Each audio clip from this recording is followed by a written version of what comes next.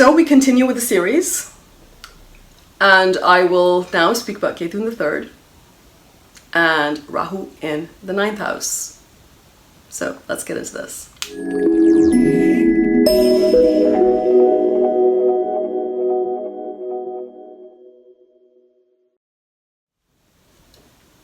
So this is another positive placement for Ketu.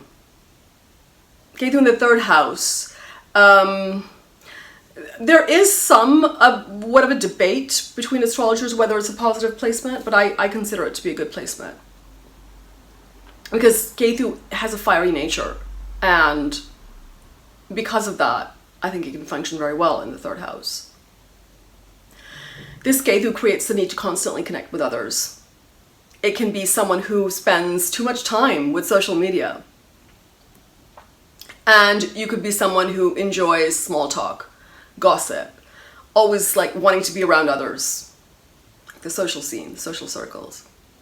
It can at times make you so connected with relationships that you have to find your way out of complications that arise from these connections, and that may arise from gossip, for instance.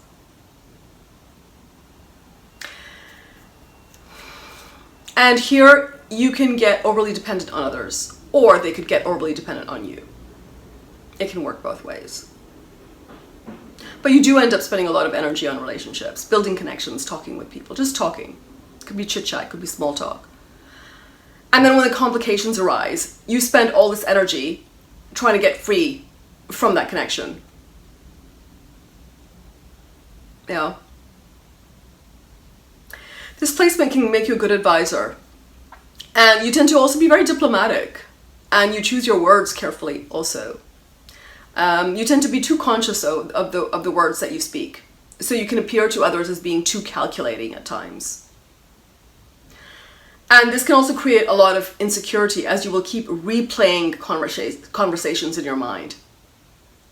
Right, to go over what you said, what the other person said, what you should have said, what they should have said, or what got left unsaid. You know, that kind of thing. The problem that this Ketu connection, this Ketu in the 3rd can give is like an insatiable curiosity for connections, and just simply for experience, for entanglements. So in this way, Ketu doesn't perform well in Mercury's sign, because it can actually give you like scattered thinking, loss of focus, muddled communication also. It can also make you an overthinker. And not understanding the boundaries between truth and falsehood, which cannot cause obvious problems. And then also, you can have a tendency to just drown in unnecessary details, which can also cause problems. Because it can prevent you from making sound and firm decisions, right? So it kind of can lead you to be indecisive. Because you get caught up in too many details, and this can sometimes lead to chaos in the mind. There's a placement where that saying, you know, analysis leads to paralysis. That applies very well with this Ketu placement. Of course, you have to see which sign Ketu is in. Is it a fixed sign? Well, then the situation will improve. If it's a well-placed Ketu, it could be in a water sign, it could be a fire sign, even an earth sign, with the exception of Taurus. We don't like Ketu in Taurus. This Ketu placement can give courage. It can give a taste for risk-taking ventures. It can make you fearless. Classics attribute this to a person who is self-made.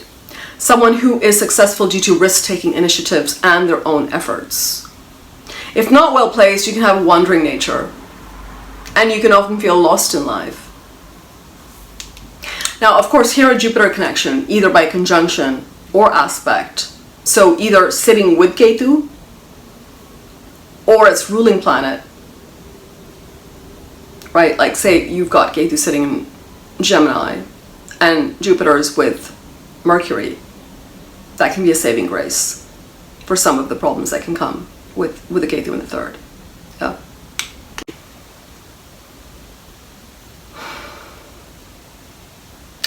You can have many contacts with this Ketu placement in the third, but you'll experience a lack of depth in relationships, and they tend to break because you can't keep up with them. You are trying to be too many things to too many people, wanting to be popular with everyone, and for this reason going from one experience to the next. So you tend to move around too much, making you very restless. And then of course it's difficult to sustain the relationship also. Overthinking can be a problem too, like we spoke about. So sometimes rather than taking action, you can think yourself. You can think yourself out of your options and scenarios because you've just overthought the situation. You also like to take pride yourself about knowing everything, sort of like that Rahu in the third house. So you can also come across as like a walking encyclopedia at times. But again, here we're talking about a Mercury house, so you can collect information, but you don't often know how to synthesize that information that you have.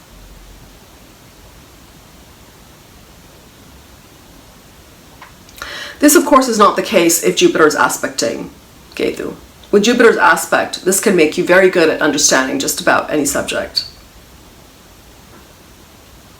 So it's a big blessing to have that Jupiter connection with this Ketu placement. But as usual, the answer lies in moving towards that Rahu place. So you can then disconnect from this finite knowledge and connect to infinite knowledge. You can connect to the spiritual realms if you move towards that Rahu in the 9th house. Of course, if you do that, you may lose some friends and contacts, right? Because you're moving away from just chit-chat, right? You're moving away from just like words to philosophies, to principles, to ideas, to higher knowledge. This is another placement where you would benefit from having a spiritual practice that will get you out of your head. You need something to disconnect from that talking, listening, reading, writing.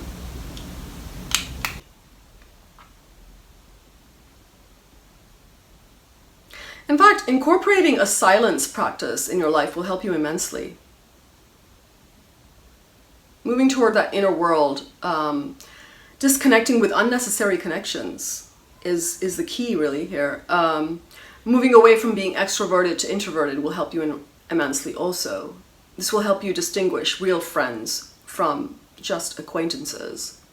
Rethinking some of your habits that keep you stuck with trivial and petty matters, right, will also lead to growth.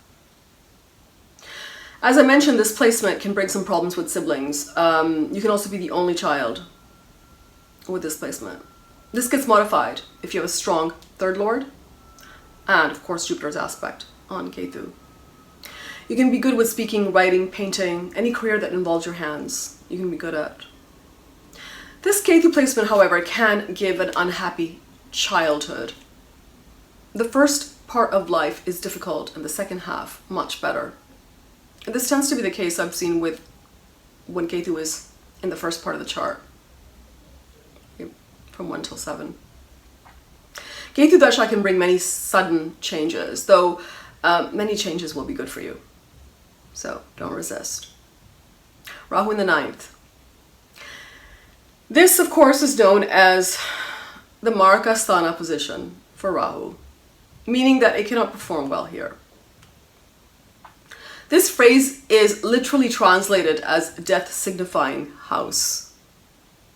But I don't think it's so ominous in practice. One thing very important to see with this placement is Jupiter's condition, right? Jupiter being the natural ruler of the 9th.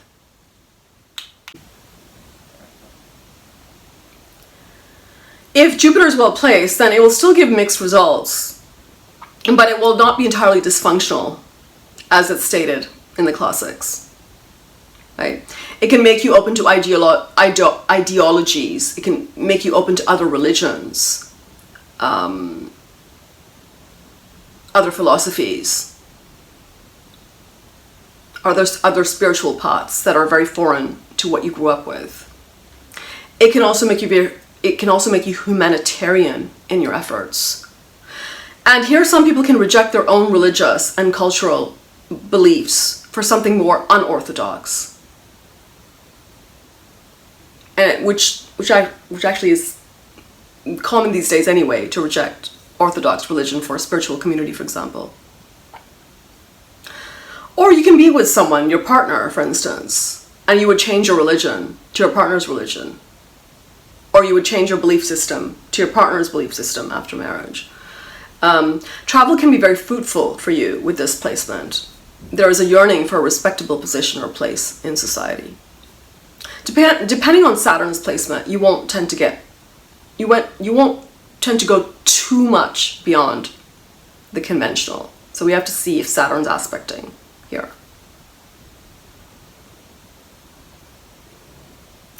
This placement can make you self-sufficient, as you may not have luck on your side.